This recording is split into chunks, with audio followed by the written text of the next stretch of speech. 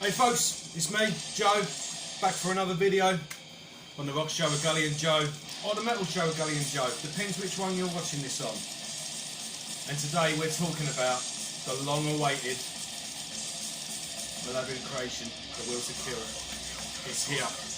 It's finally here. I've been talking about doing it. We've mentioned it on the show for ages. I've been pushing the reissue. And a box of goodies from my mate Costas turned up today. So let's open it up and have a look.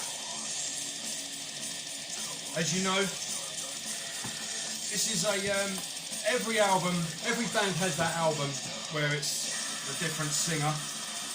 And after Envenomed, which was one of the comebacks, well, it wasn't really a comeback, was it? But they really struck gold on that album. And then it all kind of fell apart. You had David Colross leave on drums, and then obviously Brett left. And Carl Simmons had done an album. Had he done a Hate Plow album at that point? I'm sure he had. And he'd been rehearsing with the band. Yeah, that's it. My memory's coming back to me now.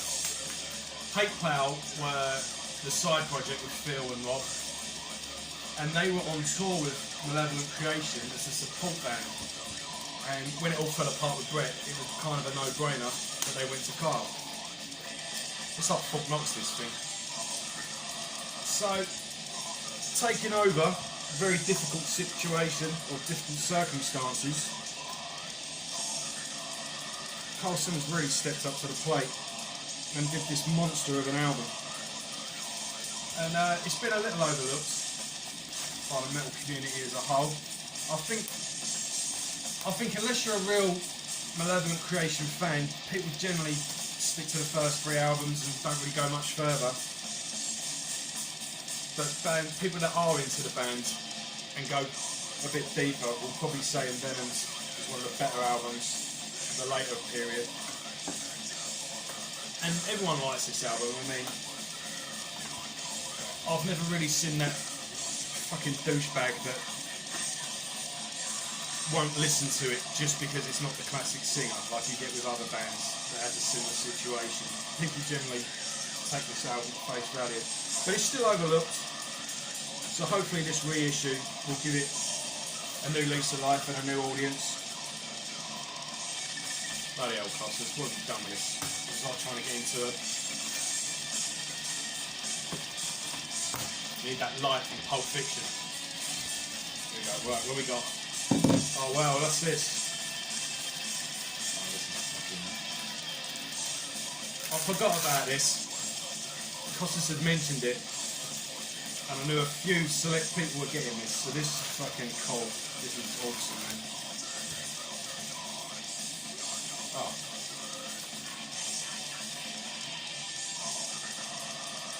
Spawn of Flesh magazine. I'll be having a look through that later. It'll be gone in here. Bunch of interviews and reviews.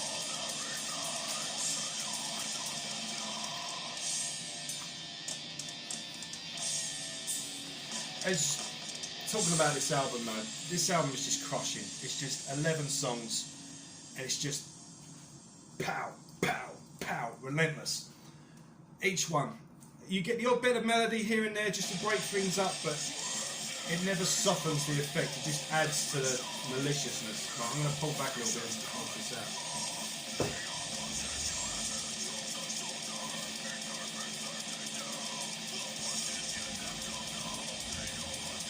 I've got a blank space on my wall, right there. Here we go.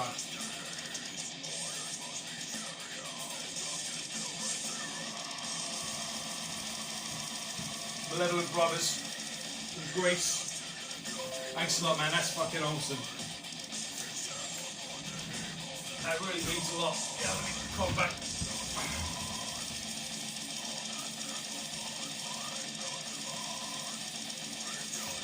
What you're listening to here is Pillage and Burn,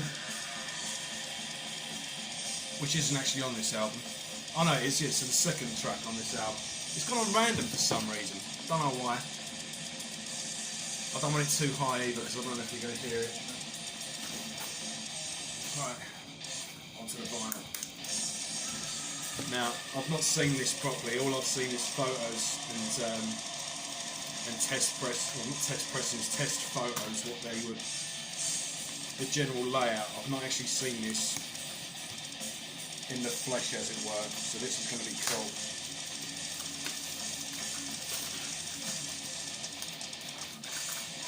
I'll tell you about what I did when I start opening it.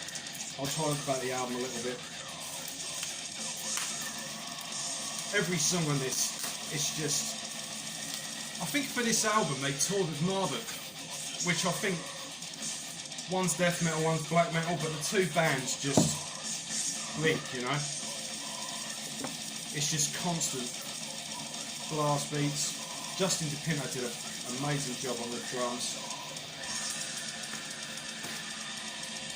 Rob Barrett and Phil make a brilliant team. It's just constant shredding. Bit of groove thrown in for good measure. Bit of melody here and there too. Oh wow, that's a bonus. Right, I'll talk about that in a minute. Alright. First off, I've got another copy here. This is the first liner note job I did for Repulsive Echo. It's Mortal Skull Surface. They made the 500 copies. I wonder if this is standard black vinyl. In fact, for this album, crushing album, absolutely brilliant. Really good songs. And what's this playing? Malevolent Creation track. This is the Breton vocals. Let me, I'm just going to show you guys something. That's the orange splatter value there, without the glare. Right.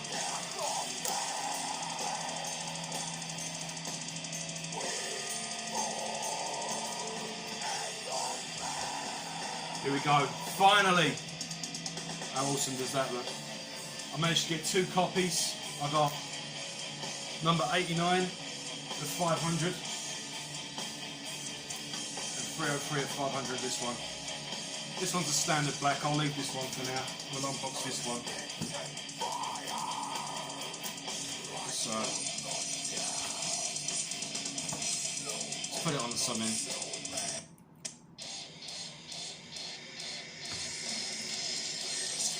With Murderous Precision, this is one of my favourites on the album. Nice, dark, melodic undertone to the chaos that's ensuing elsewhere. Yeah, that's the cover again. The serial killer theme. Look at that. That looks amazing. Got the drawn knife there, comic book effect. Blood splatter effect. That's awesome. You can pick up a copy of this from repulsiveechorecords.com. I'll send a link to below in the description of this video. That's the other side. How amazing does that look? That looks gnarly.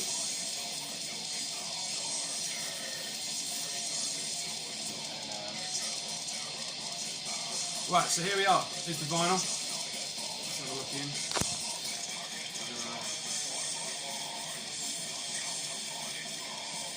Is that it?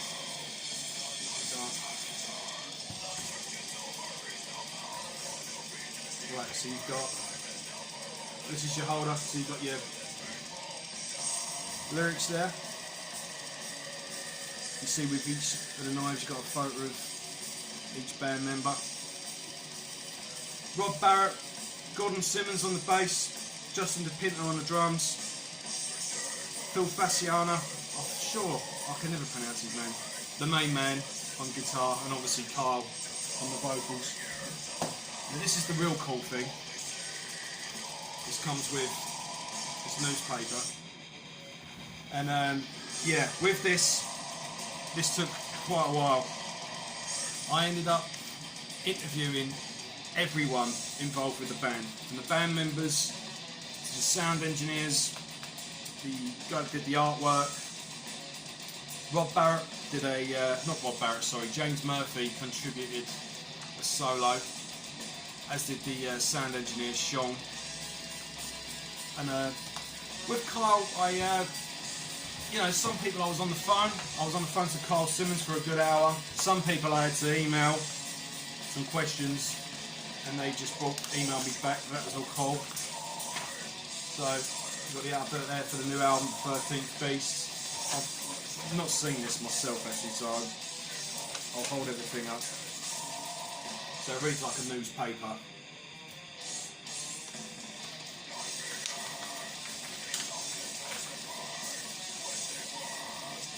You get the general idea. This is well worth picking up.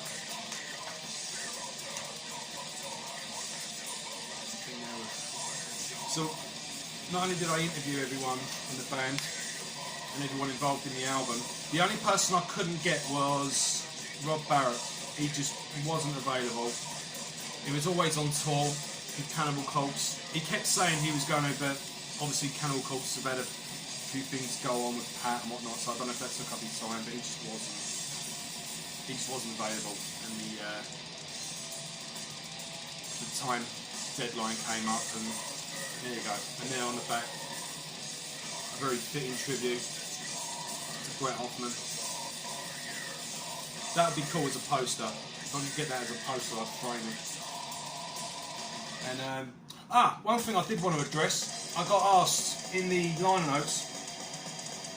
I call myself Joe Black Denby. There's a reason for that. Obviously, there's the Malevolent Creation track, Joe Black, which is on the compilation album of the same name.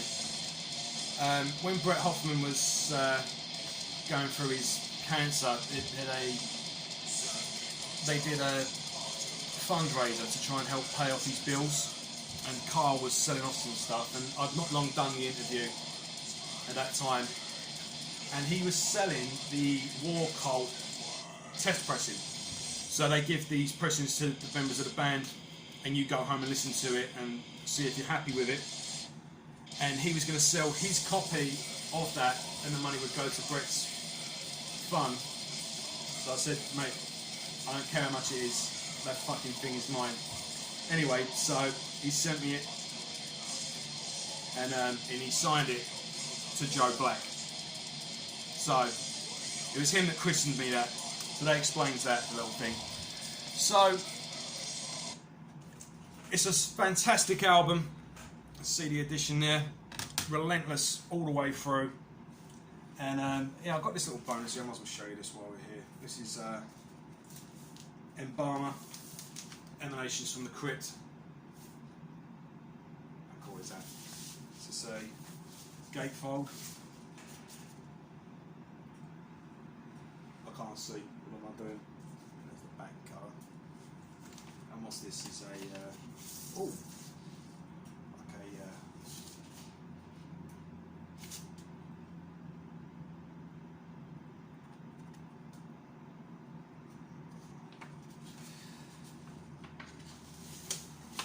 Yeah, like I say, as I was saying, it's just a fantastic album. It easily stands alongside their classic material, and it's well worth picking up. So I'll be sending in the description below a link to Repulsive Echo Records to get your edition. Also, if you don't want to get a vinyl, you can get the remastered album as a download on the band's Bandcamp page, which also will have a link below. So, till then, till next time, cheers folks.